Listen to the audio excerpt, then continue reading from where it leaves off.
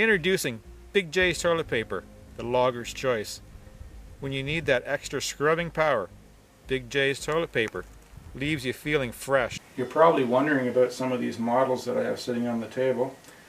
There's some models I just pulled out of my collection upstairs. We have the Case 800 here. It's a neat looking model. It was a neat tractor actually, the 800. Then we have the Farmall C. It's basically a replica of the real tractor I have out in my shed. It doesn't come with fenders on it on the model. That's another thing that a lot of the tractor companies, the fender was an option on some of the tractors. And then we move over here to a newer model. It's a Case DX33. And it's got the it's got a 3-point hitch on the back that actually works. It's kind of a neat little model. So that's if you're just wondering about those, that's what it's all about. Another tractor that was not on my honorable mention list is a tractor that we had on the farm, and there was nothing really special about the tractor. We all kind of had a love-hate relationship with this tractor, and that tractor was the Case 430. We had the diesel version. There was a gas version. I know Joe Lesage has a gas version of this tractor. He has a loader on his. We didn't have a loader. Like I say, ours was diesel. And apparently the gas model was a little more reliable as far as starting than the diesel. Our tractor did not like the cold weather. It was kind of a temperamental tractor, and my dad used to joke that if you walked by that tractor in the summertime with an ice cream cone, it wouldn't start. That was almost true. Even plugged in and stuff, it was a bugger. But once it started, it ran. It was a good running tractor. Like I say, there wasn't too much special about it. I really liked the tractor. It ran, like I say, it ran good. It had lots of power. It just, we had problems with the hydraulics on it, the 3-point hitch, the hydraulics on the back, the 3-point hitch. Like I say, we had issues with the hydraulics on it. If I can't quite remember whether there was some kind of gasket in the rear end or a seal that kept going in the rear end, and it would leak back into the hydraulic fluid or something, and screwed up the hydraulics on it. But it had a lot of power. I think it was around maybe 45 horsepower, that tractor, the diesel version. I'm not sure what the gas version was.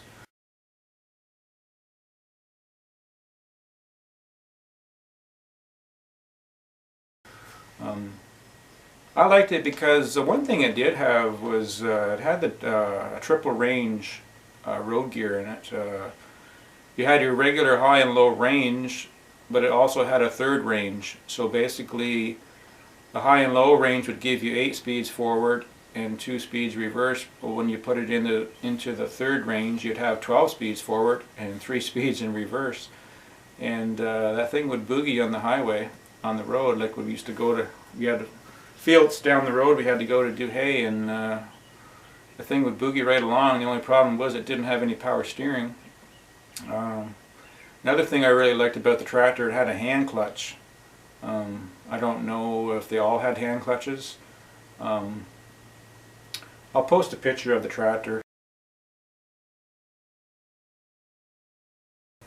Yeah, so it had the hand clutch, so basically it still had a foot operated clutch, but it had a hand clutch too. It was just a lever on the side, and it was great for baling hay. You got into a tough spot with that tractor, and instead of having to push the clutch in to slow to stop or slow down for the thick hay, a big windrow of hay, you could just pull back on the lever. It was so much handier. Other than that, I guess the only reason I'm talking about it because we had it on the farm, and it was like I say, it was a temperamental tractor, at least the diesel version. But Yeah, the Case 430.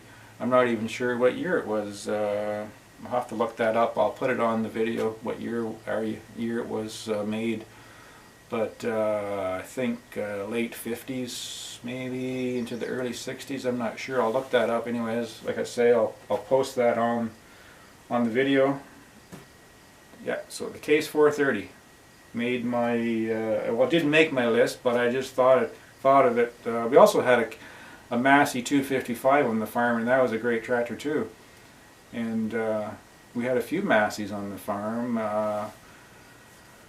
and they were all good tractors. Our neighbor had a Case 530. It was a bit, a bit bigger tractor, and I think he had a loader on his. Like I say, we didn't have a loader on ours. I think he had a loader. It was a long time ago, and anyways, it was a 530, and he had a son that I used to chum with and go to school with, and when my dad was away and my buddy's dad was away, he used to take the 530 out, and we would take the 430 out and race up and down the road. We'd put it in the triple range gear and have some races up and down the road in front of our place and screw around, and till we got caught, and then it wasn't, and then parents weren't too happy about that, but it was a lot of fun. Growing up in the farm, I guess you made your own fun, so racing up and down the road with tractors maybe doesn't seem like a lot of fun to some people, but it was good memories. And I don't even recall who won. I don't know if the 530 was faster than the 430. You would think it would be, but I can't remember who won the races, but yeah, it was a lot of fun. There's a few other tractors that were a neat little tractor, and the one was a Farmall Cub. It was probably, I think it was the smallest tractor that International made, and it actually had a really long run. They made the Cub from I think it was 1949 to 1979. So that was a long run for the little Farmall Cub. It was a great little tractor. It came in different variations. There was a low boy model. There was an industrial model. They were quite popular for groundskeepers. You know, guys that looked after cemeteries and big grounds. You could mount a belly mower on them, and yeah, and they were great even for vegetable producers, small garden markets. They were great for that, or even the backyard farmer, you know, that had a big garden, and they were a neat little tractor. And their bigger brother there, the Farmall A, it was a great little tractor too. They made quite a few of those.